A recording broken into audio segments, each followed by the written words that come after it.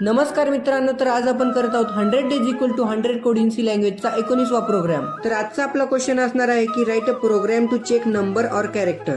तर hash include stdio.ची header file include करून इंट मेनचा वापर करून कर्ली ब्रॅकेट ओपन करून आपण करूया आपल्या प्रोग्रामला सुरुवात। तर कॅर हा डेटा टाइप आणि ch हा व्हेरिएबल डिक्लेअर करूया। नेहमीप्रमाणे युजरला प्रॉम्प्ट देण्यासाठी आपण printf चा वापर करूया। एंटर अ कॅरेक्टर और डिजिट म्हणजे युजर जे एंटर करणार आहे तेच आपल्याला डिस्प्ले होणार आहे। त्यामुळे आपण जी व्हॅल्यू इनपुट घेणार आहे ती ch च्या व्हेरिएबल मध्ये स्टोअर करण्यासाठी आपण वापरतो scanf आणि आपण कॅरेक्टर हा जो डेटा टाइप घेतला असल्यामुळे आपण वापरूया %c आणि &ch म्हणजे ॲड्रेस ऑफ ch।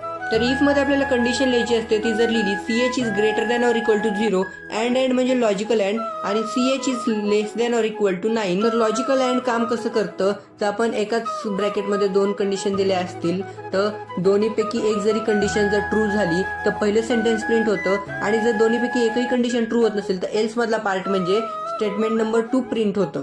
म्हणजे जर आपण डिजिट एंटर केला असेल तर कंडिशन ट्रू होणार आणि पहिलं सेंटेन्स प्रिंट होणार। पण जर आपण डिजिट नसेल आणि कॅरेक्टर एंटर केलं असेल तर दुसरं सेंटेन्स प्रिंट होणार। रिटर्न 0 आणि कर्ली ब्रॅकेट क्लोज करून आपण करूया आपला प्रोग्राम कंप्लीट। तर आपला आउटपुट आलेला आहे। जर मी इथं कॅरेक्टर एंटर केलं एस तर इट इज अ कॅरेक्टर हे आन्सर प्रिंट होणार आहे आणि जर मी इथं डिजिट एंटर केला 4 तर इट इज अ